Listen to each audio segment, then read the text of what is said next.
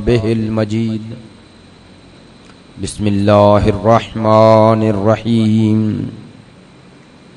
ادعو إلى سبيل ربك بالحكمة والموعظة الحسنة وجادلهم بالتي هي أحسن إن ربك هو أعلم بمن ضل عن سبيله وهو أعلم بالمهتدين رب اشرح لي صدري ويسر لي أمري واحلل عقدة من لساني يفقهوا قولي إن الله وملائكته يصلون على النبي يا أيها الذين آمنوا صلوا عليه وسلموا تسليما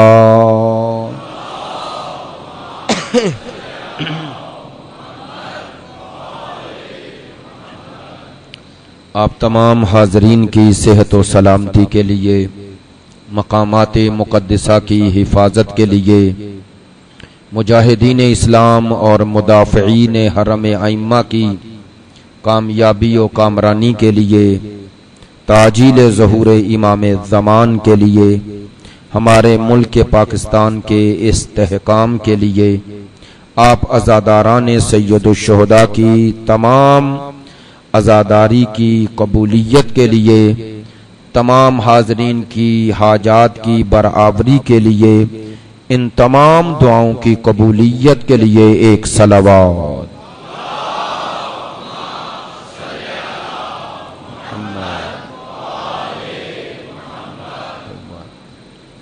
واجب الاحترام معزز و مکرم حاضرین مجلس، محبان اہل بیت، پیروان مکتب ولایت، عاشقان مکتب شہادت، کل عنوان گفتگو کے حوالے سے ابتدائی گزارشات میں یہ عرض کیا کہ اس عشرہ محرم میں عنوان گفتگو شیعہ اور تشیع ہے۔ کل میں نے یہ عرض کیا تھا شیعہ اور تشیع عنوان گفتگو رکھنے کا مقصد ان غلط فہمیوں کو بھی دور کرنا ہے جو جہالت کی بنیاد پہ، دوری کی بنیاد پہ، لا علمی کی بنیاد پہ یا غلط پروپیگنڈا کی بنیاد پہ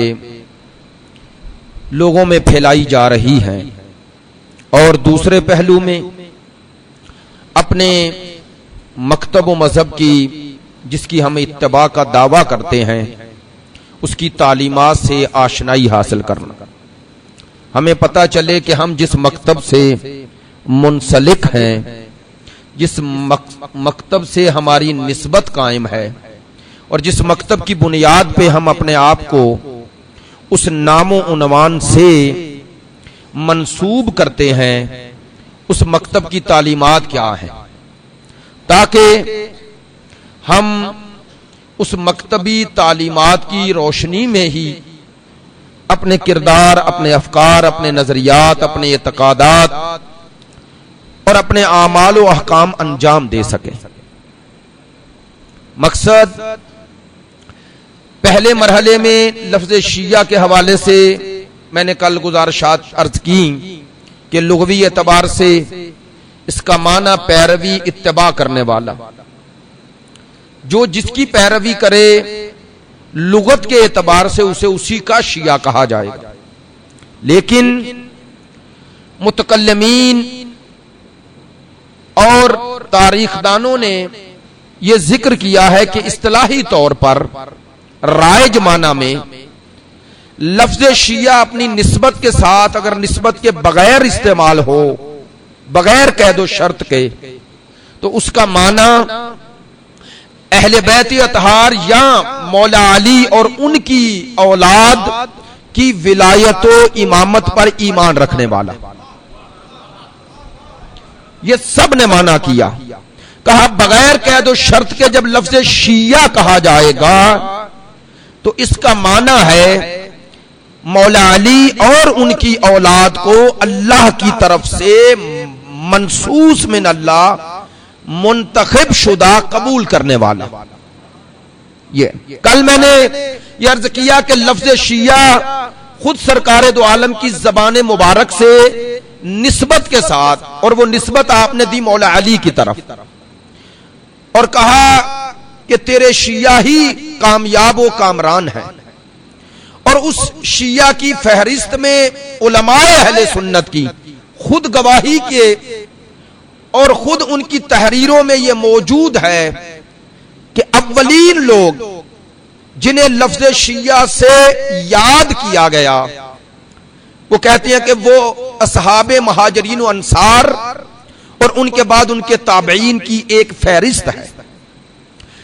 اور ان کی خصوصیت یہ تھی کہ وہ ہر دور میں مولا کائنات امیر المومنین اور ان کی اولاد میں ہی امامت کو منحصر سمجھتے ہیں، منحصر سمجھتے ہیں. یہ ان کے عقائد اور اس عقائد کے ساتھ تشیع پروان چڑھی. آج جو بات عرض کرنا چاہ رہا ہوں، کل بھی آپ سے گزارشات کی تھی کہ ان مجالس میں مقصد میرا، اور وہ ویسے بھی میرا مطمع نظر یہ نہیں ہوتا، لیکن اگر بات کسی تناظر میں آ جائے تو عرض کر دیتا ہوں، ممکن ہے اس میں کچھ علمی نکات اور کچھ ذوقی نکات اور کچھ خطیبانہ بات بھی ہو، لیکن آپ سے گزارش ہے اس عشرہ محرم میں میں نے خود اپنے اس مزاج سے ہٹ کر جو گفتگو آپ تک پہنچانا چاہ رہا ہوں، اس کا مقصد یہ میڈیا کا دور ہے اور ایک یلغار ہے. اپنے نوجوان بھائیوں دوستوں تک یہ بات پہنچانا چاہتا ہوں، معلومات کے ذریعے آپ کے علم میں یہ بات لانا چاہتا ہوں دلائل کے ساتھ کہ تشیع اور شیعت کیا ہے اور دوسروں کے اعتراضات کیا ہیں. اسی کی روشنی میں آپ کو توجہ کرنی ہے. عموماً لوگ یہ سمجھ بیٹھے ہیں اور عمومی نظریہ عوامی نظریہ یہ ہے کہ شیعہ ایک ایسا گروہ، ایک ایسا فرقہ، ایک ایسا مسلک، ایک ایسا مذہب ہے جو اجتماع سے کٹا ہے اور جو اکثریت ہمیں غالب نظر آ رہی ہے مسلمانوں کی، وہ ایک نیچرل، ایک طبعی، ایک قدرتی مکتب ہے، وہی حقیقی اسلام ہے، اور شیعہ اس سے جدا ہوا ہے. عموماً یہ نقطہ نظر پیش کیا جاتا ہے. کیوں؟ عوامی نقطہ نظر یہ ہے چونکہ بھائی اتنی بڑی اکثریت ہے تو کیسے ہو سکتا ہے کہ اتنی بڑی اکثریت غلطی پر ہو اور یہ چھوٹی سی اقلیت حق پر ہو. ہے نا یہ سوال؟ یہ سوال پیدا ہوتا ہے. اب اس کا ایک نقضی جواب ہے، یعنی جو جواب میں دے رہا ہوں نقض کر رہا ہوں اس سوال کو. ایک نقضی جواب، ایک حلی جواب. نقضی جواب یہ ہے کہ اگر اکثریت معیار حق ہے تو پھر ہر جگہ معیار حق ہے. اگر اکثریت معیار حق ہے تو پھر ہر جگہ اکثریت ہی معیار حق ہے. تو پھر آج کے دور میں بھی ہمیں دیکھنا ہوگا کہ اسلامی مذاہب 3 ہیں دنیا میں جن کے بارے میں قطعیت ہے کہ وہ آسمانی دین ہے: عیسائیت، یہودیت اور اسلام. ایسے ہی ہے نا؟ تو آج بھی پھر جن کی اکثریت ہے انہیں حق پہ مان لو.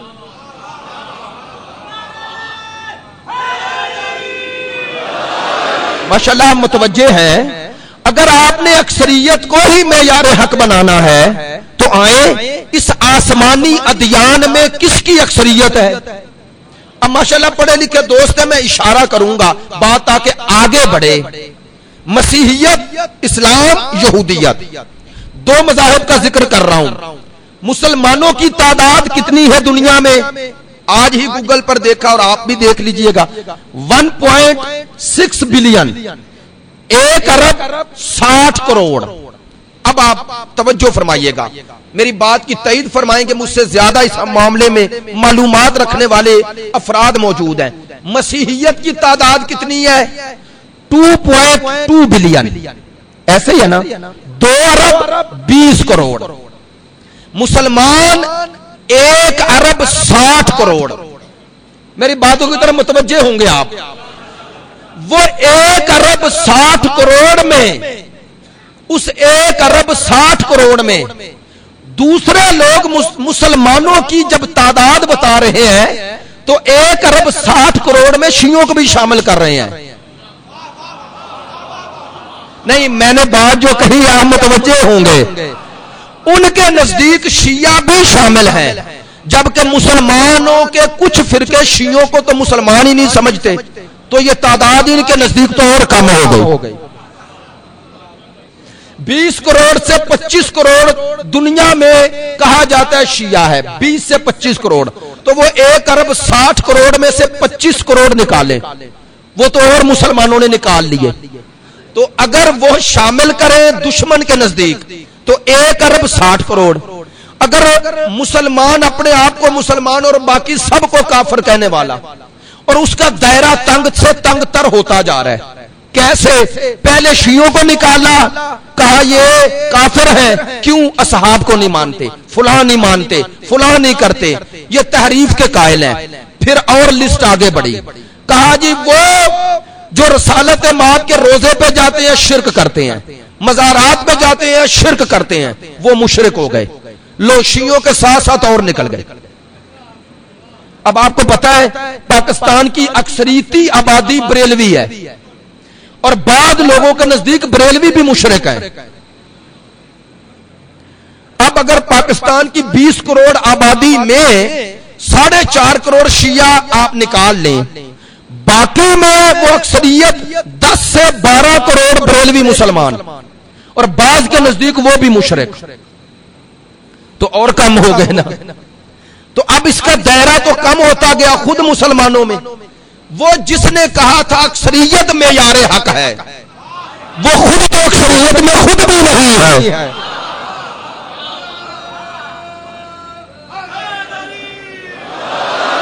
آپ توجہ فرما رہے ہیں، بہت شکریہ. اور متوجہ ہے، مجھے زیادہ خوشی ہے. میں نے کہا چلے جو تعداد دشمن مان رہا ہے پہلے اسی پہ بنیاد رکھ لیتے ہیں. 1,60,00,000,000 مسلمان اور عیسائی 2,20 کروڑ. اب آپ توجہ فرمائیں، میں ہوں یا کوئی مسلمان ہو عیسائیوں کو حق پہ مانتا ہے؟ اکثریت میں ہو تو باطل پہ ہے. اکثریت پہ ہو کے باطل پہ ہے. اور توجہ فرمائیں، اس اکثریت کا عقیدہ کیا ہے؟ مجھے انتہائی خوشی ہے، باتیں آپ تک پہنچ رہی ہیں. سوچ رہا تھا کہیں آپ پر بوجھ نہ ہوں، اس لیے مجھے زیادہ خوشی ہو رہی ہے. وہ 2,20 کروڑ عیسائیوں کا عقیدہ کیا ہے؟ ان میں کوئی اختلاف نہیں جو بیان کر رہا ہوں. ان میں پروٹیسٹنٹس ہوں، آرتھوڈکس ہوں، کیتھولک ہوں، کوئی بھی ہوں، ان تینوں مذاہب کا ایک ہی عقیدہ ہے، وہ تثلیث کے قائل ہیں. تثلیث کا پتہ ہے؟ آسان لفظوں میں حضرت عیسیٰ کو اللہ کا بیٹا مانتے ہیں. بولیں، جو حضرت عیسیٰ کو اللہ کا بیٹا مانے ہمارے عقیدے میں وہ مشرک ہے یا نہیں؟ بھائی اب چونکہ اہل کتاب ہے، حکم آ گیا تو ان کے ساتھ مشرکین والا رویہ نہیں رکھتے، لیکن فقہی اعتبار سے ان کو مشرکین میں شمار آپ نہیں کرتے. کلامی اعتبار سے، آخرت کے اعتبار سے تو شرک کر رہے ہیں نا. حضرت عیسیٰ کو کیا مان رہے ہیں؟ اللہ کا بیٹا. تو 2,20 کروڑ ہو کر بھی ان کے عقیدے کو آپ نہیں مانتے. وہ اکثریت میں بھی اور ان کا عقیدہ بھی باطل. تو پتا چلا اکثریت کبھی کبھی باطل پر بھی اکٹھی ہو سکتی ہے. میری بات توجہ فرما رہے ہیں، اکثریت کبھی کبھی، ہر وقت نہیں، باطل پر بھی اکٹھی ہو سکتی ہے. اور اگر اکثریت معیار حق ہوتا تو کوئی نبی نعوذ باللہ حق پہ نہیں ہے. میں نے بات کہہ دی ہے، کوئی نبی بھی نعوذ باللہ نقل کفر نہ باشد. اگر اکثریت معیار حق ہے تو کوئی نبی حق پر نہیں. کیوں؟ بھائی بعض نبی تو ایسے تھے جنہیں 84 سے زیادہ ماننے والے نہ ملے. بھئی وہ کشتی میں بیٹھے تو کتنے بیٹھے؟ وہ کشتی میں بیٹھے تو اکثریت بیٹھی یا اقلیت؟ اقلیت بیٹھی. اب بولے حضرت نوح کے دور میں وہ کشتی سے باہر رہنے والے حق پر ہے یا کشتی پہ بیٹھ جانے والے؟ بیٹھ جانے والے. اب پتا چلا رسول نے کیوں کہا تھا اہل بیت کی مثال کشتی نوح کی طرح ہے.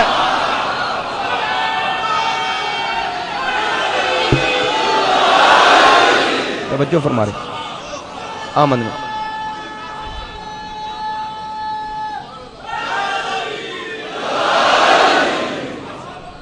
اب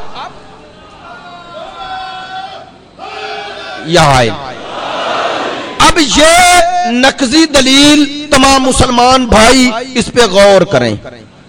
اکثریت کبھی معیار حق نہیں، معیار ملاک ترازو دلیل حق نہیں. یہ نہیں کہہ رہا اکثریت ہر جگہ باطل ہے، نہیں کہہ رہا ہوں معیار نہیں. کیا مانا؟ دلیل اکثریت کو نہ بناؤ. ممکن ہے اکثریت ہو باطل پر ہو. بھئی اب میرا دل چاہ رہا ہے کہ وہ دلیل بھی دیتا جاؤں. اکثریت اگر معیار حق ہوتی تو موسیٰ نبی قوم میں گئے، 40 دن گئے، واپس آئے تو سوائے ہارون کے سب بچڑا پوج رہے تھے. نہیں توجہ فرمائی. تو اکثریت نے موسیٰ کے جانے کے بعد ہارون کو چھوڑ دیا. آئے ہائے ہائے. اس لیے تو رسول نے کہا تھا اے علی میری مثال موسیٰ کی ہے، تیری مثال ہارون کی ہے.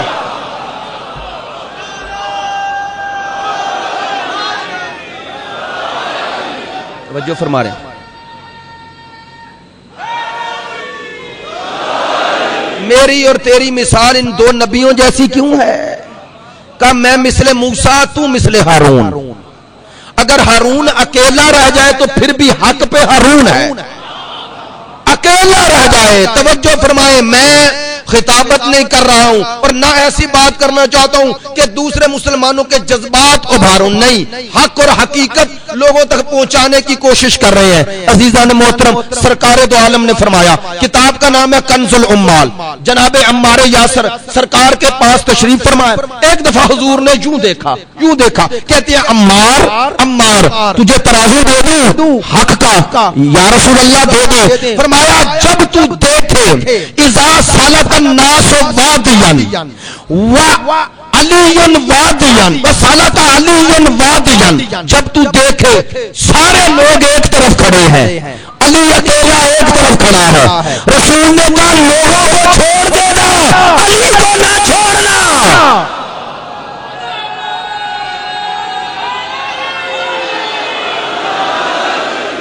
توجہ فرما رہے ہیں. کہا علی کو نہ چھوڑنا. اب میرا دل چاہتا ہے وہ جملہ ضرور کہوں.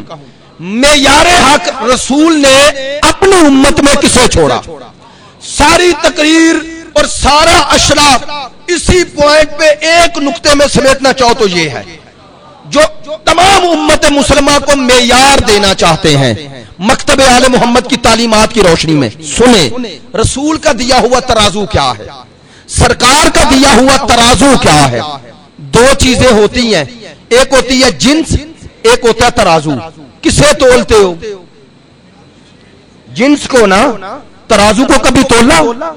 ترازو کو پرکھتے ہو درست ہے یا نہیں؟ ترازو کو تولتے نہیں، ترازو کو پرکھتے ہو درست ہے یا نہیں؟ دیکھتے ہو وہ ترازو اگر 2 والا ہو، پلڑوں والا ہو، تو دیکھتے ہو یار یہ جو وزن کر رہا ہے جن کے ساتھ توڑ رہا ہے وہ صحیح ہے یا نہیں؟ اگر تمہیں پتا چل جائے وہ 1 کلو کا یہ 1000 گرام ہے، وہ 2000 گرام ہے، تم پھر دوسری طرف دیکھتے ہو وزن صحیح ہے تو جو اس کے ساتھ تولا جا رہا ہے اسے دیکھتے ہو کہ وہ برابر ہے یا نہیں ہے. سرکار نے کہا کہ امت میں علی کو ترازو بنا کے چھوڑ رہا ہوں.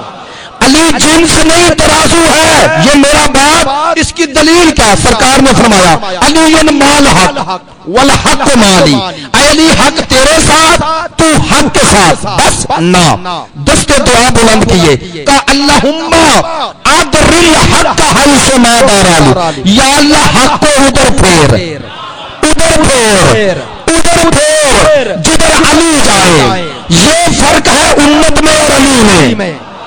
پوری دنیا ڈھونڈتی ہے حق مل جائے، اور حق ڈھونڈتا ہے علی مل جائے۔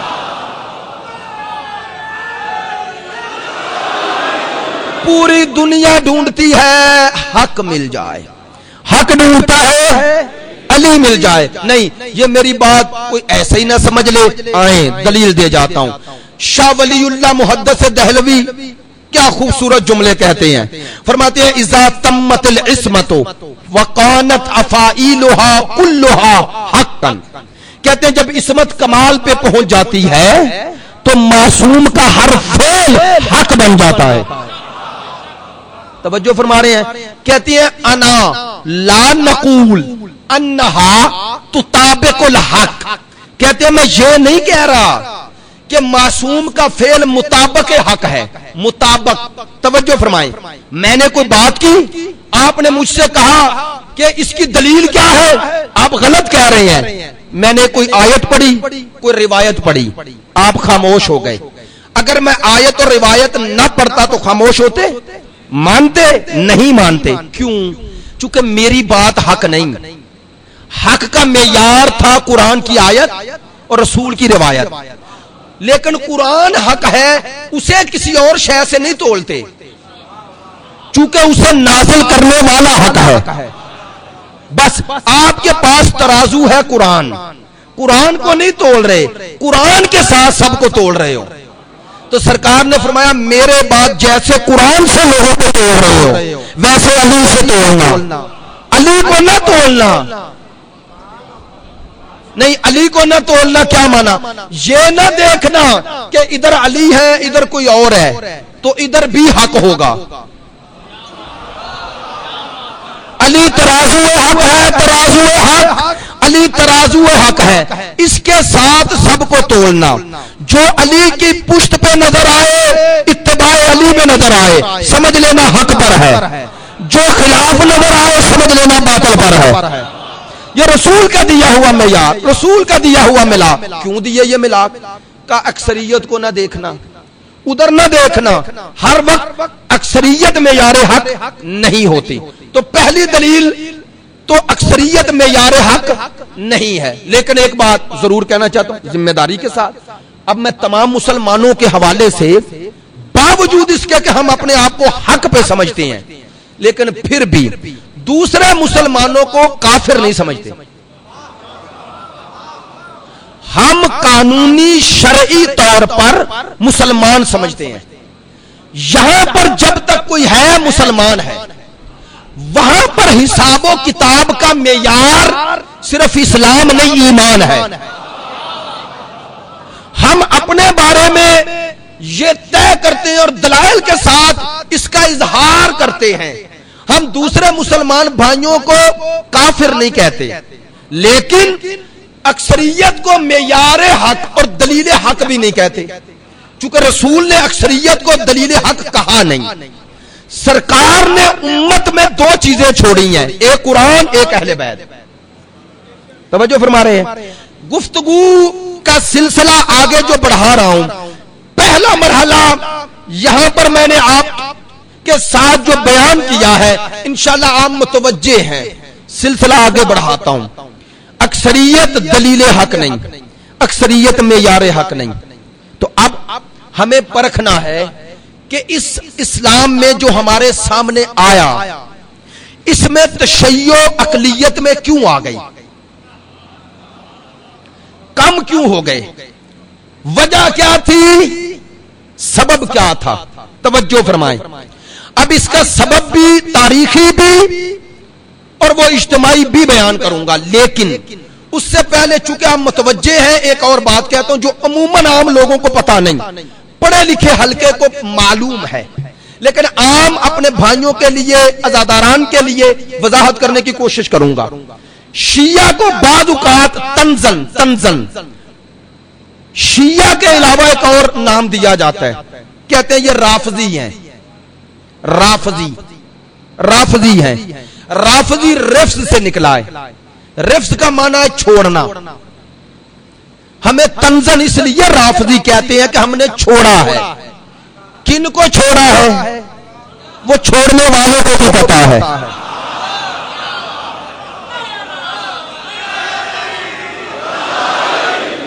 تنزن کہا جاتا ہے، لیکن سنیں میں جو بات آپ کے خدمت میں عرض کر رہا ہوں، ابو بصیر امام کا صحابی، صادق آل محمد امام صادق علیہ الصلوۃ والسلام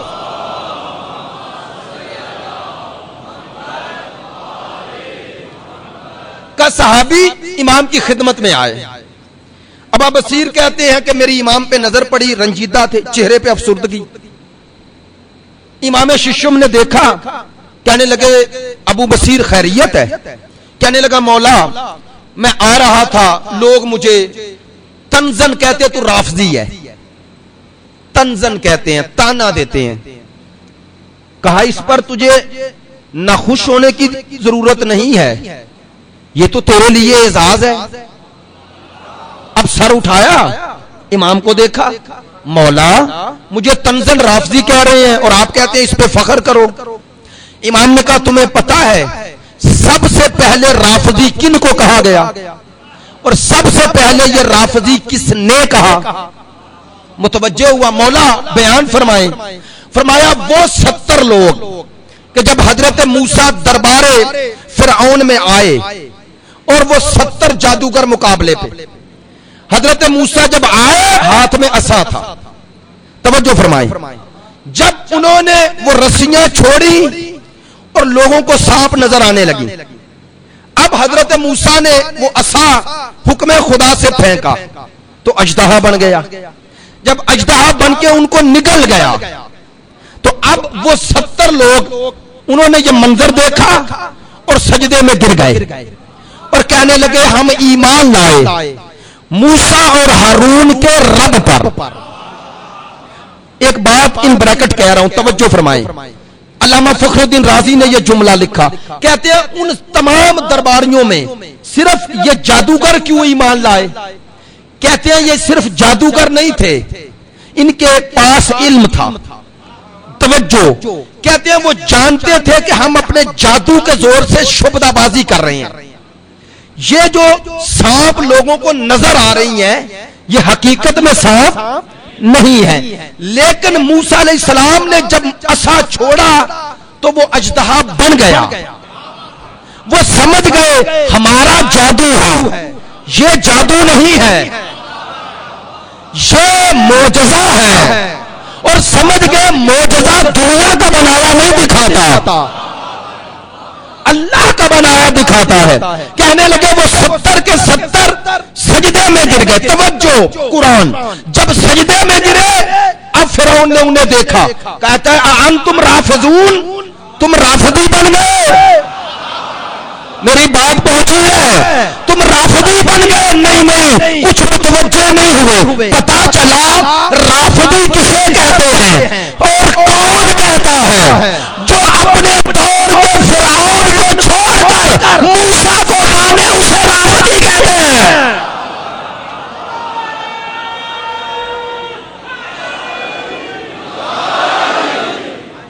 توجہ فرما رہے ہیں؟ یہ اعزاز ہے، اعزاز۔ ہم رافضی رفض یعنی چھوڑنے والے، کن کو چھوڑنے والے؟ توجہ فرمائیں، ہر ظلم کو چھوڑنے والے، ہر ناانصافی کو چھوڑنے والے، ہر ایسے کو چھوڑنے والے جو دنیا پہ مسلط کر دیا گیا۔ ہاں، یہ رافضی ہونا اتنا بڑا اعزاز، اتنا بڑا اعزاز کہ امام شافعی نے محبت اہل بیت میں جب اشعار کہے، کیا اشعار یہی بیان کر چکا ہوں، یا آل بیت رسول اللہ حبکم فرض من اللہ فی القرآن انزلا۔ کہتے ہیں اے اہل بیت رسول، تمہاری محبت کو اللہ نے قرآن میں فرض کر کے نازل کر دیا ہے، نازل کر دیا ہے، قرآن میں نازل کر دیا۔ کفاکم من عظیم القدر، تمہاری عظمت کے لیے اتنا ہی کہہ دینا کافی ہے، من لم یصلی علیکم لا صلاۃ لہ، جو نماز میں تم کو درود نہ بھیجے اس کی پڑھی نہ پڑھی برابر ہے۔ یہ امام شافعی نے کہا۔ جب یہ اشعار کہے کون سے؟ وہ اشعار اور محبت آل محمد میں، محبت اہل بیت میں، محبت اہل بیت میں کہ وسیع المصطفیٰ حقاً، وہ مجھے اشعار پہلے جملے یاد نہیں آ رہے کہ امام الانس والجنہ کہا، علی حبہ جنہ، علی امام شافعی کہہ رہے ہیں علی حبہ جنہ قسیم النار والجنہ، کہتے ہیں علی کی محبت وہ ڈھال ہے جو جہنم سے بچائے، قسیم النار والجنہ، کہتا ہے میرا علی وہ ہے جو جنت اور جہنم کو تقسیم کرے گا۔ امام الانس والجنہ، وہ جن اور انسان دونوں کا امام ہے۔ وسیع المصطفیٰ حقاً، کہتے ہیں اگر کوئی سچا وسیع مصطفیٰ ہے تو وہ علی ہے۔ یہ اشعار کہے، لوگوں نے کہا شافعی تو رافضی ہو گیا، رافضی ہو گیا، رافضی ہو گیا۔ امام شافعی پکار اٹھے، کہتے ہیں ان کانا حب آل محمد رفتن فلیشہد الثقلان انی رافضی، کا اگر آل محمد سے محبت رکھنا یہ رفض ہے، یہ رافضی ہے، تو دونوں جہان گواہ ہو جائے سب سے بڑا رافضی میں شافعی ہوں، میں شافعی۔ ہم آل محمد کی اس محبت میں ان کو بھی رافضی کہا گیا۔ عزیزان محترم، برادران گرامی قدر، اب کل گفتگو ذرا طویل ہو گئی تھی، آج بعد میں نوحہ خانی بھی ہے، اس لیے گفتگو سمیٹ رہا ہوں۔ انشاءاللہ سلسلہ گفتگو آگے بڑھنا ہے اور آپ تک پہنچتا رہے گا۔ میں نے عرض کیا آج کی مجلس میں، یہ عرض کیا کہ اکثریت دلیل حق نہیں ہے، اس لیے مسلمان برادران اور پڑھے لکھے نوجوانوں کو تاریخ اسلام کا تعصب کے بغیر مطالعہ کرنا چاہیے، دیکھنا چاہیے کہ حق کا معیار رسول نے کیا دیا۔ وہ شیعہ اور وہ تشیع جو سرکار دو عالم کے دور میں رسالت مآب نے کہا اے علی تو اور تیرے شیعہ کامیاب ہیں، تو وہ جو شیعہ جنہیں رسول نے کامیاب کہا، کل میں نے عرض کیا وہ اصحاب کی ایک بہت بڑی تعداد مہاجرین و انصار کے تھے، ان کی اس عقیدے کی بنیاد کیا تھی؟ انہوں نے یہ شیعت جو لی کہاں سے لی؟ تشیع کیا ہے؟ توجہ فرمائیں۔ وہ جو مولا کائنات کو بعد رسول سب سے افضل مانتے ہیں، سب سے افضل، اس کی دلیل کیا تھی اور کن دلائل کی بنیاد پہ تشیع وجود میں آئی؟ یہ ہے جو موضوع آگے بڑھے گا۔ وہ کون سے دلائل ہیں ہمارے پاس جو سرکار دو عالم نے خود بخشے، جن کی بنیاد پہ ہم نے ہر دور میں ہر مشکل برداشت کی لیکن کبھی بھی شیعت کو نہیں چھوڑا، اہل بیت کو نہیں چھوڑا؟ کیوں؟ چونکہ رسول خدا نے اپنے بعد امت میں ان کو چھوڑا اور اس لیے یہ حکم دے کے چھوڑا کہ ان کی اتباع کرنا۔ آج گفتگو کا ابتدائی تمہید عرض کر رہا ہوں، تشیع کی بنیاد کن احادیث اور کن دلائل پر ہے؟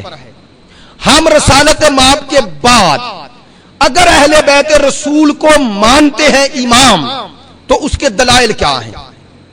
میں نے آج سے 4 یا 5 سال پہلے، 4 سال پہلے یہیں پر پورا عشرہ پڑھا تھا حدیث ثقلین پر، دوستوں کو یاد ہے اور موجود بھی ہے۔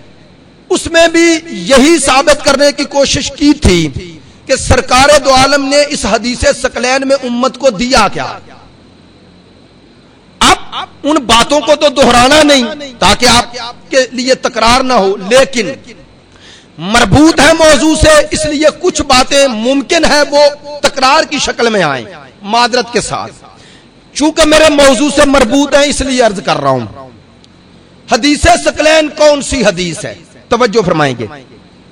سرکار دو عالم نے ارشاد فرمایا قال رسول اللہ صلی اللہ علیہ وآلہ وسلم انی تارکن फीकुम सकलैन किताब अल्लाह व इतरती अहल बैती मा इन तमस्सकतुम बिहिमा लन तदिल्लु बअदी अबदा व लन यफ्तरिका हत्ता यरदा अलैहिल हौज। तवज्जो फरमाएंगे, ये है हदीसे सकलैन। ये हदीसे सकलैन सही मुस्लिम शरीफ में मौजूद है और जामे तिरमिज़ी सहा सित्ता की 4 किताबों में 2 किताबों में मौजूद है। तवज्जो फरमाएं, तर्जुमा कर रहा हूं चूंकि सब तो अरबी नहीं जानते। सरकार ने फरमाया क्या और तशरीह इसकी कल। सरकार उम्मत को क्या दे के जा रहे हैं और अगर उम्मत उस पे अमल करेगी तो निजात पाएगी। इस दुनिया में भी इज्जत तब पाएगी जब रसूल की छोड़ी हुई का दामन पकड़ेगी। सरकार ने फरमाया इन्नी मैं तारिकुन छोड़ रहा हूं फीकुम तुम में अस्सकलैन 2 चीजें। आपने तवज्जो फरमाई, सरकार फरमा रहे हैं मैं छोड़ रहा हूं तुम में 2 चीजें। बस रसूल की छोड़ी 2 है, 1 नहीं। जो कहे मुझे 1 काफी है समझ लेना उसके पास रसूल की छोड़ी नहीं है। सरकार ने तो 1 छोड़ी ही नहीं है। सरकार फरमा रहे हैं मैं 2 छोड़ रहा हूं इन्नी मैं। तवज्जो फरमाएं, मैं अपनी तरफ से थोड़ा कह रहा हूं। आयतुल्लाह मिलानी ने क्या खूबसूरत इस लफ्ज इन्नी की तशरीह की। फरमाते सरकार फरमा रहे हैं इन्नी मैं। तो जब कह रहे हैं मैं छोड़ रहा हूं तो बाउनवाने मोहम्मद इब्ने अब्दुल्लाह छोड़ रहे हैं, बाउनवाने मोहम्मद रसूलुल्लाह छोड़ रहे हैं, बाउनवाने मोहम्मद रसूलुल्लाह छोड़ रहे हैं। मैं काश उम्मत समझ जाती जब छोड़ने वाला ऐसा है तो जिन्हें छोड़ेगा वो कैसे होंगे। नहीं तवज्जो फरमाई, सरकार दो आलम की इज्जत और एहतराम और मकाम मर्तबा समझ में आ जाए तो जिन्हें छोड़ेंगे उनका मर्तबा भी समझ में आ जाए। इन्नी मैं, तवज्जो फरमाएंगे, इन्नी मैं तारिकुन छोड़ रहा हूं फीकुम तुम में। छोड़ने वाला है रसूल और फीकुम कह के जो सामने थे उन्हें मुखातब किया। देखिए मैं जब मैं कहता हूं तो मैं आप मुझे देखते हैं, खिताब आपसे करता हूं एक सलवात बुलंद आवाज से।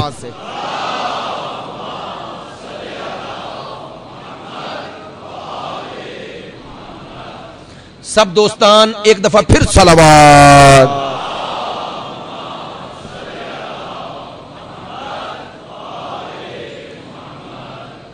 बस बाकी दोस्तान अगर तशरीफ रखे तो मैं गुफ्तगू समेट लूं ताकि कल इंशाल्लाह गुफ्तगू जरा इससे आगे बढ़ा लेंगे। आज ये इशारा करके ही बात समेट रहा हूं ताकि आप बाद में नोहा खानी भी है।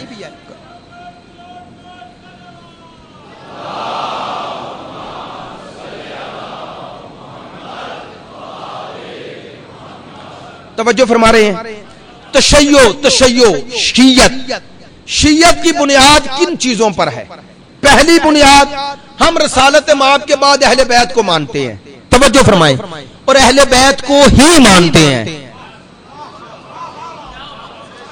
हम बाकी हजरात का एहतराम जरूर करते हैं लेकिन इत्तबा सिर्फ अहले बैत। क्यों उसकी दलील दे रहा हूं। इंशाल्लाह ये सिलसिला कल आगे बढ़ेगा।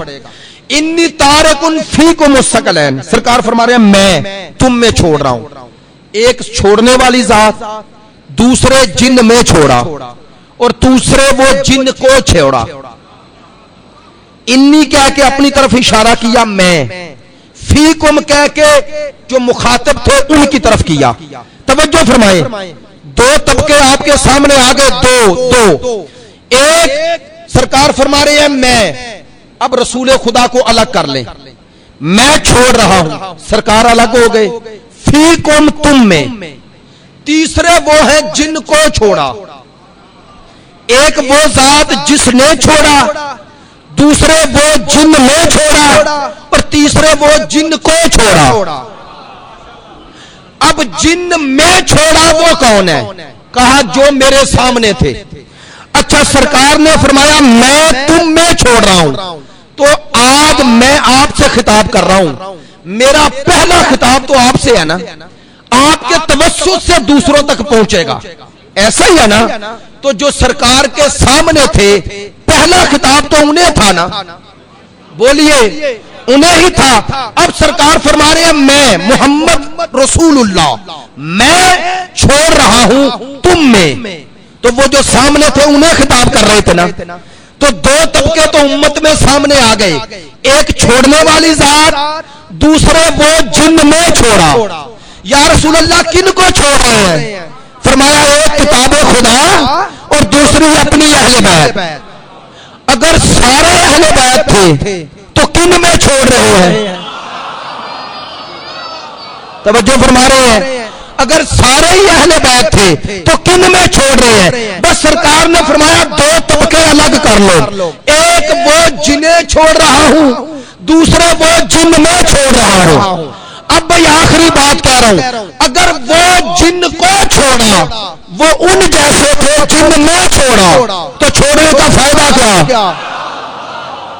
ہائے ہائے ہائے ہائے. اگر وہ جن کو چھوڑا وہ ان جیسے تھے جن میں چھوڑا تو چھوڑنے کا فائدہ کیا؟ بس سرکار نے فرمایا میرے بعد دو طبقے ہیں، ایک وہ جن میں چھوڑا، ایک وہ جن کو چھوڑا. کہا جن کو چھوڑا وہ میری نظر میں الگ ہیں، جن میں چھوڑا وہ الگ ہیں. جن کو چھوڑا یہ کون ہے؟ کہا گمراہی سے بچانے والے. جن میں چھوڑا یہ ہیں بچنے والے. گمراہی سے بچنے والا اور ہوتا ہے، بچانے والا اور ہوتا ہے. بچنے والا امام نہیں ہوتا، گمراہی سے بچانے والا امام ہوتا ہے.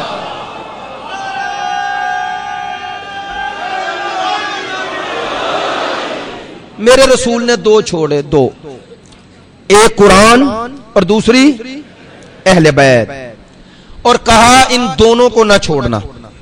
دونوں کو انشاءاللہ تفصیل آئے گی عرض کروں گا. دونوں سے تمسک کرنا، دونوں سے، ایک سے نہیں. اگر کوئی اب قرآن کا بہانہ بنا کے اہل بیت کو چھوڑے تو وہ بھی گمراہ، اور اگر کوئی اہل بیت کا بہانہ بنا کے قرآن کو چھوڑے تو وہ بھی گمراہ. کاش میری بات پہنچ جائے. ان دونوں کو جو جدا کرے، کل بتاؤں گا جدا تو نہیں ہوتے، معنی کیا ہے، لیکن آج یہی عرض کرتا ہوں چونکہ میسج بھی دینا ہے، اس کے بغیر تو میرا اپنا ضمیر مطمئن نہیں ہوتا. کہ ان کو جدا نہیں کوئی کر سکتا، جدا نہیں کر سکتا، کرنا بھی چاہے، لیکن کا جو جدا کرے گا نا، کہا جو قرآن کو چھوڑ کے اہل بیت کو مانے گا وہ بھی گمراہ ہو جائے گا. کیوں؟ کہا قرآن کے بغیر اہل بیت سمجھ میں نہیں آتے، اور جو اہل بیت کو چھوڑ کے دعوی قرآن کرے گا وہ بھی گمراہ. چونکہ اس وقت تک قرآن ہی سمجھ میں نہیں آتا جب تک آل محمد تشریح نہ کرے. توجہ فرما رہے ہیں. کہا جو دونوں میں کسی ایک کو لے لے، ایک کو چھوڑ دے، اس کے دو نتیجے ہیں. توجہ فرمائیں گے، نتیجہ دے رہا ہوں، توجہ فرمائیں. فرمایا جو قرآن کو چھوڑ کے صرف اہل بیت کی محبت کا دعویٰ کرے، یہ دعویٰ ہے، یہ دعویٰ جھوٹا ہے. کیوں؟ کا قرآن کے بغیر آل محمد سمجھ میں نہیں آتے. قرآن کو چھوڑ کے اہل بیت کو ماننے کا نتیجہ نصاریت ہے، اور اہل بیت کو چھوڑ کے قرآن کو ماننے کا نتیجہ خارجیت ہے. پڑھے لکھے دوستوں کو میں نے بات عرض کر دی ہے، جو قرآن کو چھوڑ کے اہل بیت کو ماننے کا دعویٰ کرے اس کا انتہا نصاریت پر ہے، اور جو اہل بیت کو چھوڑ کے دعویٰ قرآن کرے اس کی انتہا خارجیت ہے. اور ان دونوں کو ٹھکرا کے ایک ہاتھ میں قرآن لے کے دوسرے ہاتھ میں معصوم کا فرمان لے لے، وہی شیعت ہے.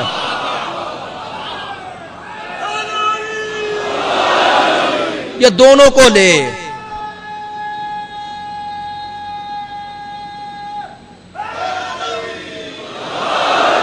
یہ دونوں دو انتہائیں ہیں، دو انتہائیں، اور دونوں کے دو نتیجے ہیں.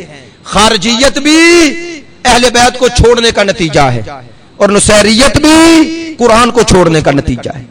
ان دونوں کو برابر لینا یہی شیعت ہے، یہی شیعت ہے. اور یاد رکھیں ان 10 دنوں میں ہم نے یہی پہنچانا ہے کہ شیعت کیا ہے، شیعت کیا ہے. امیر المومنین نے فرمایا ہے کہ نہ مجھ سے آگے بڑھنا نہ پیچھے رہنا. جو آگے بڑھا وہ بھی گمراہ، جو پیچھے رہا وہ بھی گمراہ. کا جو میرا شیعہ ہے وہ میرے قدم بقدم چلے گا. قدم بقدم چلے. بھائی معذرت کے ساتھ یہ سوال کر رہا ہوں، معذرت کے ساتھ، آپ کو زیادہ معرفت علی ہے یا سلمان کو؟ سلمان کو. اچھا، آپ کو زیادہ معرفت علی ہے یا حضرت ابو ذر کو؟ ابو ذر کو. اب بولیے گا، اگر کسی میں جرت ہے تو تردید کرنا، میری تردید کرنا، طالب علم ہوں. بتائیں سلمان اور ابو ذر ایک ہی درجے کے تھے؟ ماشاءاللہ. آپ نے کہا نہیں، سلمان کا درجہ بلند تھا تو کوئی تو فرق تھا نا دونوں میں. جو سلمان 10 درجوں پہ اور ابو ذر 9 درجوں پہ. اچھا، سلمان کا درجہ جو کم ہوا ابو ذر کا حضرت سلمان سے، تو دونوں میں فہم میں کوئی فرق تھا نا؟ تھا. فرق کے باوجود بھی دونوں شیعہ تھے یا نہیں تھے؟ کیوں شیعہ تھے؟ چونکہ دونوں ولایت کے دائرے میں تھے. ایسا ہی ہے، ایسا ہی ہے. سلمان اور ابو ذر میں فرق ہے، لیکن دونوں چونکہ علی کو امام مانتے ہیں، تو ہم نے دونوں کو شیعہ بھی مانا، جنتی بھی مانا.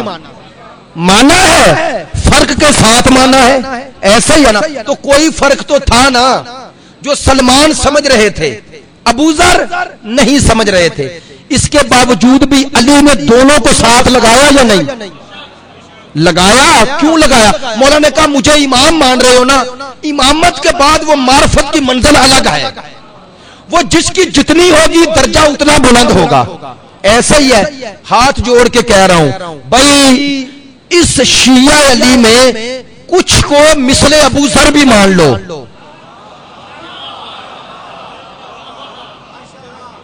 میری بات پہنچی ہے؟ میں معذرت چاہ رہا ہوں، بہت معذرت چاہ رہا ہوں، یہ جملے مجبور ہوں بیان کرنے پر. حضرت سلمان 10 درجوں پہ، ابو ذر 9 درجوں پہ. ایک درجہ کم تو کم ہے نا. مولا علی کی فضیلت کو ایک درجہ کم سمجھ رہا ہے، کم سمجھ رہا ہے. تو کیا سلمان نے ابو ذر کو مقصر کہا؟ کہا کہ تو مقصر ہے، اب میں نہ تیری محفل میں جاؤں گا نہ تجھے بلاؤں گا. چونکہ سلمان جانتا تھا کہ یہ معرفت کے درجے ایک جیسے نہیں ہیں. جب نبی ایک جیسے نہیں، جب فرشتے ایک جیسے نہیں، تو کچھ شیعوں کو مثل ابو ذر بھی مان لو. بھائی جنہیں سلمان ہونے کا الزام ہے، گمان ہے، بن جاؤ. ہمیں تو پتا ہے ہم تو ابو ذر نہیں بن سکتے، سلمان کیسے بنے گے؟ میری بات توجہ فرما رہے ہیں؟ توجہ فرما رہے ہیں؟ آپ اس جگہ پر آنے والا یہ مجمع الحمدللہ مولا علی کی ولایت پہ جمع ہے، اور ہم یہی اپیل کریں گے کہ ان جھگڑوں کو، ان مصنوعی باتوں کو ان سے نکلو. بھائی ولایت کا معنی، ولایت کا معنی توجہ فرمائیں، ایک لفظ میں سمیٹوں تو یوں ہی کہوں گا، ولایت بغیر اطاعت کے ملتی ہی نہیں ہے. میں نے بات کہہ دی ہے، ولایت بغیر اطاعت کے ملتی ہی نہیں. اور یہ ولایت جو ہے نا، یہ انسان کو طاغوت کی ولایت سے نکال کر اللہ کی ولایت میں لے آتی ہے، اور جو اللہ کا ولی بن جاتا ہے. علی ولی نہیں ہے، علی ولی گر ہے. جو مولا علی کی ولایت میں آ جائے وہ ولی بن جاتا ہے، حقیقی معنی میں آئے. حقیقی معنی میں اللہ کہتا ہے جو میرے ولی ہے انہیں ڈر اور خوف نہیں. آج دیکھ لو جو علی کی ولایت کے سچے پیروکار ہیں وہ کسی سے نہیں ڈر رہے. میری بات توجہ فرمائی ہے؟ بھائی کم از کم آج کے دور میں ہم سب کو وہاں ہونا چاہیے تھا، لیکن ہم نہیں جا سکے. میں برملا کہوں گا، جناب زینب سلام اللہ علیہا کے روزے کو بچانا ہر شیعہ اپنے عقیدے کا جز سمجھتا ہے یا نہیں؟ اچھا، جو سمجھتے ہیں بازو بلند کر کے لبیک یا حسین.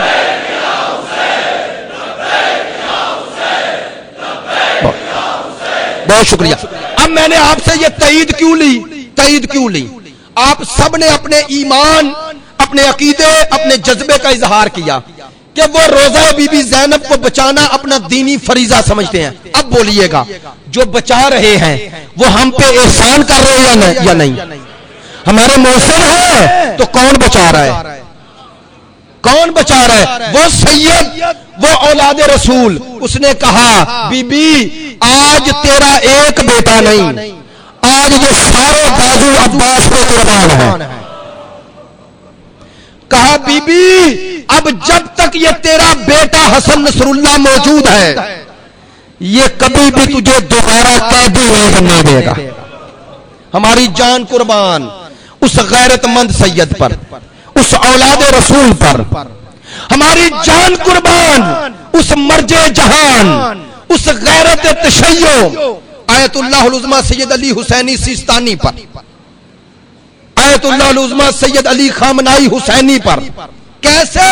جب دشمن بڑھا اور 80 کلومیٹر دور رہ گیا بغداد سے، اور اس نے اعلان کیا کہ میں کربلا کو گراؤں گا، میں نجف کو گراؤں گا، وہ سید اولاد رسول حجرے میں بیٹھا ہوا اٹھے اور قلم سے لکھا کہ عراق کے مسلمانوں پر جہاد واجب کفائی ہے۔ عزیزو آج 2 سال ہونے والے ہیں، 80 کلومیٹر دور اعلان کرنے والا آج پیچھے ہٹ رہا ہے اور علی کے ماننے والے آگے بڑھ رہے ہیں۔ لیکن کس کے قلم کی یہ طاقت ہے؟ وہ جس نے کہا کہ جہاد کفائی واجب، جہاد کفائی واجب ہے۔ ایک اعلان پر سید علی سیستانی کے 16 لاکھ جوان میدان میں نکل آئے۔ اس قدرت اور قوت تشیع کو کم نہ کرو، کم نہ کرو، بڑھاؤ۔ دشمن کے لیے یہ خوف ہے، یہ تمہاری قوت اور قدرت ہے، یہ طاقت ہے۔ دشمن اسے توڑنا چاہتا ہے۔ دشمن کو توڑنا ہے تو مرکز ایک بناؤ، اور کربلا والوں نے یہی مرکز ہمیں دیا ہے، مرکز دیا ہے، یہ مرکز دیا ہے۔ کربلا والوں شہداء کی آپ نے جو انداز ہے دیکھا ہے؟ اکبر گئے، قاسم گئے، اون و محمد گئے، نہیں آپ نے توجہ نہیں کی۔ 8 محرم کو بیان کروں گا تفصیل سے۔ یہ سارے شہداء جاتے رہے اور عباس دیکھتا رہا۔ اہل علم اہل معرفت لوگ ہیں، کچھ جملے کہہ دیتا ہوں جان بوجھ کر۔ علامہ علی نقی نقن کہتے ہیں ہم حضرت عباس کی شجاعت تلوار چلانے میں دیکھتے ہیں۔ کہتے ہیں عباس کی شجاعت تلوار چلانے میں نہیں، سکینہ پیاسی ہو اور عباس چپ رہے۔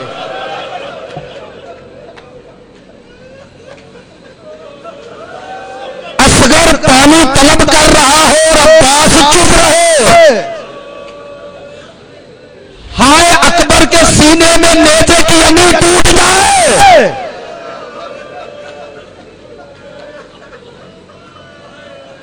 یہ ہے کربلا والے، یہ ہے کربلا والے۔ 2 محرم کا دن گزر گیا، پھر کہتا ہوں 2 محرم کا دن گزر گیا۔ نہیں کچھ دوست متوجہ نہیں ہوئے، مجھے واضح کرنا پڑے گا، میں بار بار کیوں کہہ رہا ہوں 2 محرم کا دن، 2 محرم کا دن۔ آج مدینے کا مسافر اپنی منزل پہ پہنچ گیا، لیکن ہر سال ترتیب مصائب میں یہ مصائب پڑھتا ہوں، اس لیے اسی کو پہلے پڑھوں گا، کل اس روز کا مصائب پڑھوں گا۔ عزیزو میرا مولا حسین مدینے سے چلے مکہ پہنچے، مکے میں مولا نے 5 ماہ قیام کیا۔ 8 ذی الحج کو چلے ہیں نا، حسین چلے ہیں، جب نکلے ہیں نا تو حسین کی آنکھوں میں آنسو تھے۔ کیوں تھے؟ کہ میں حج نہیں کر سکا۔ اب کعبہ کے سامنے آئے، کہنے لگے کعبہ تیری عظمت کو مجھ سے بہتر کون جانے گا، چونکہ تجھے بنانے والا میرا جد ہے اور تجھے پاک کرنے والا میرا بابا ہے، مجھ سے بہتر تیری عزت کون جانے گا۔ کعبہ میں جا رہا ہوں اور اب قیامت تک ہر کوئی آئے گا، اگر نہیں آئے گا تو بطول کا بیٹا نہیں آئے گا۔ کعبہ میں حج نہیں کر سکا، لیکن تیرے مقصد حج کو بچانے جا رہا ہوں۔ ہر حج کے ایک ایک مناسک کو کربلا میں زندہ کروں گا۔ کیسے؟ کہا کعبہ تیرا حج 10 ذی الحج کو ہوتا ہے، میرا حج 10 محرم کو ہوگا۔ وہ مقصد حج 10 محرم کو ہوگا. کعبہ تیرے ایک ایک مناسک حج کو بچاؤں گا. کیسے؟ کہا تیرا حاجی جب آتا ہے نا تو طواف کرتا ہے, طواف سے پہلے احرام باندھ لیتا ہے, احرام اعلان ہوتا ہے کہ اب یہ امن میں آ گیا. کہا میں 2 محرم کو جاؤں گا کربلا, 3 دن ٹوٹل گزریں گے کہ میرے خیمے فرات سے ہٹا دیے جائیں گے.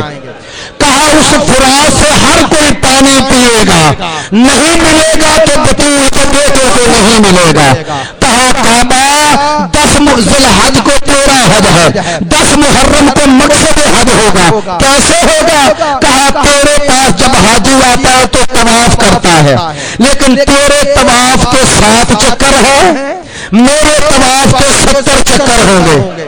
کبھی اکبر پکارو گے, کبھی قاسم پکارو گے, کبھی اول محمد پکارے گا, کبھی عباس پکارے گا, کبھی حبیب پکارے گا, کبھی حور پکارے گا. کعبہ تیری صحیح صفا و مروہ کے درمیان ہے, لیکن تیری صحیح کرنے والا بھوکا اور پیاسا نہیں ہوتا. ہائے میری صحیح مقتل اور خیموں کے درمیان ہوگی. کعبہ تیرے مقام خدا پر بھی قربانی دی جاتی ہے, لیکن وہ قربانی جانور کی ہوتی ہے, اس جانور کو پانی پلایا جاتا ہے.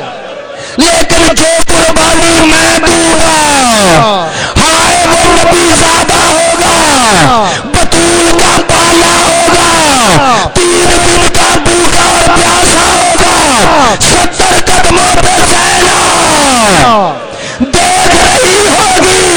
حاجی کہا کعبہ تیرا حج مکمل ہو جائے گا تو حاجی وطن کو لوٹ جاتا ہے. جب اپنے اپنے وطن میں جاتا ہے لوگ ہار پہناتے ہیں, لوگ پھول گراتے ہیں, لوگ شربت پلاتے ہیں. ہائے کربلا میں میرا حج مکمل ہوگا. مسلمان مبارکباد دینے آئے گے, خیموں کو آگ لگائیں گے. میری 4 سال کی سکینہ, کوئی تماچے مارے گا, کوئی دور چھیڑے گا, میرے کسی حاجی کو کوفہ کا بازار, کوئی شام کا دربار, ماتم حسین.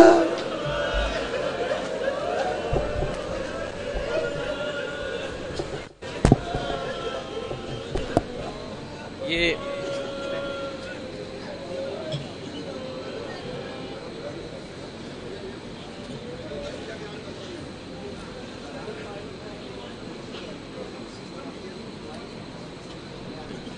ماتم حسین, یا حسین, یا حسین, یا حسین, یا حسین, یا حسین.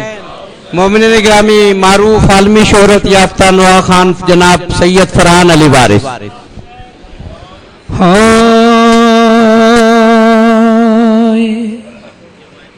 گھوڑے سے جب زمین پا آئے شہ زمن, دیکھا کہ بننے فاطمہ زہرا ہے معجزن. ارے بالوں سے جھاڑتی ہے زمین قتل گاہ کی, مادر کو دیکھا اور یہ مولا نے آہ کی.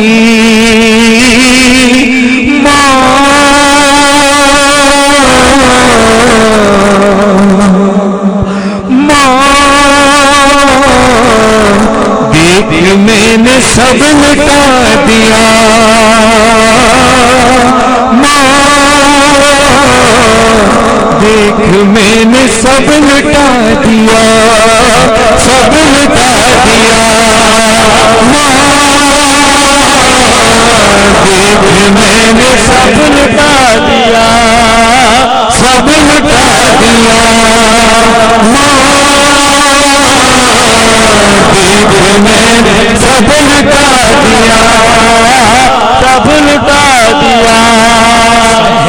کو اپنے خون سے میں نے بسا دیا، جو کر سکا نہ کوئی وہ کر کے دکھا دیا، ارے لاشوں سے میں نے دشت بیاباں سجا دیا، بچپن میں وہ جو وعدہ کیا تھا نبھا دیا،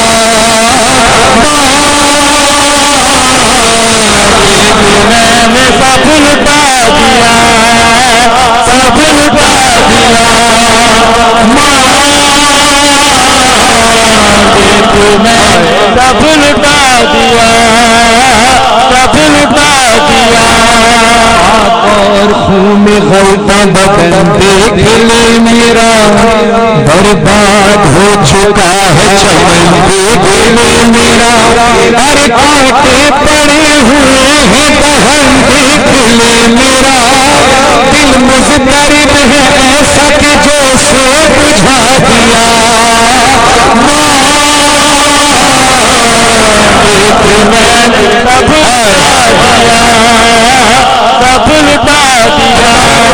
کربلا لاشوں کے درمیان کھڑے ہو کر میرے مولا حسین اپنی ماں فاطمہ زہرا سے مخاطب ہو کر کہتے ہیں، وہ دیکھو ہم شبیہ پیغمبر کی لاش کو،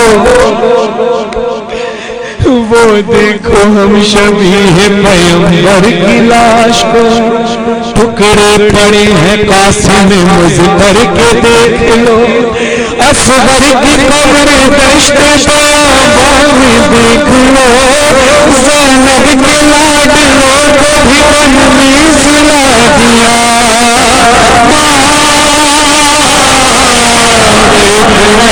سب لٹا دیا، سب لٹا دیا، ماں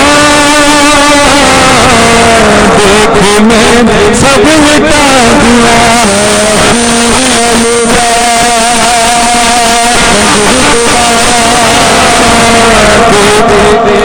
سب لٹا دیا،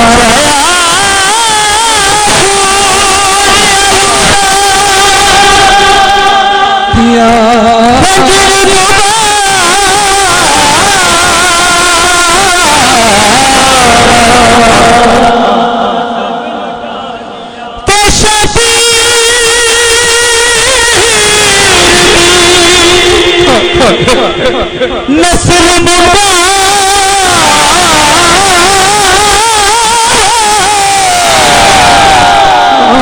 سب لٹا دیا،